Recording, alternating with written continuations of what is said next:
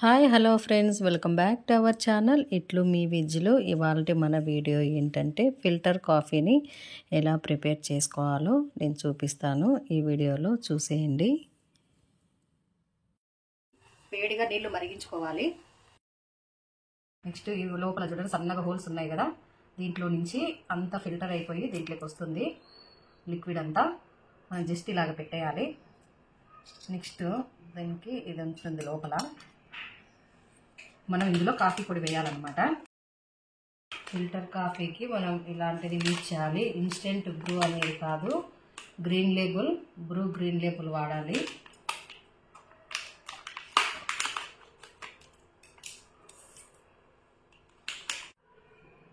One tea spoon వేస్తున్నాను, ఇలా వేసేసుకోవాలి.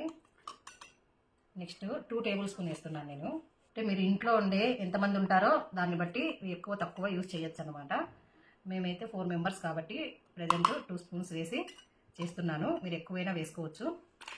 కాచి పెట్టుకొని వాటర్ వేసేయాలన్నమాట.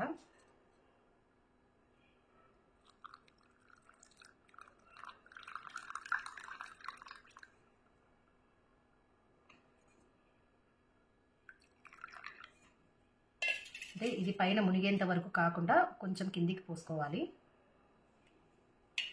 మళ్ళీ మునిగేంత వరకు అయితే మళ్ళీ మనకి దిగిపోతుంది పొద్దునకి. అంటే ఏమన్నా గ్యాప్ వస్తుంది, గ్యాప్ రాకుండా ఉంటుందేమో అనేసి ఒకసారి అలా షేక్ చేస్తున్నాను. కొంచెం వాటర్ పోద్దాం. ఇంకా మార్నింగ్ కాఫీ ప్రిపేర్ చేసేసుకునేటప్పుడు వీడియో కంటిన్యూ చేద్దాం.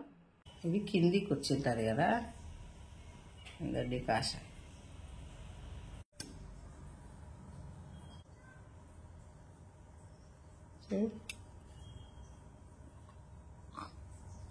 నీళ్ళన్నీ కిందికి దిగిపోయినాయి.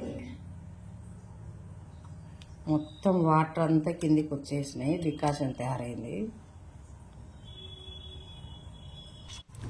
సో ఇంతేనండి, చాలా ఈజీ ప్రాసెస్ అన్నమాట.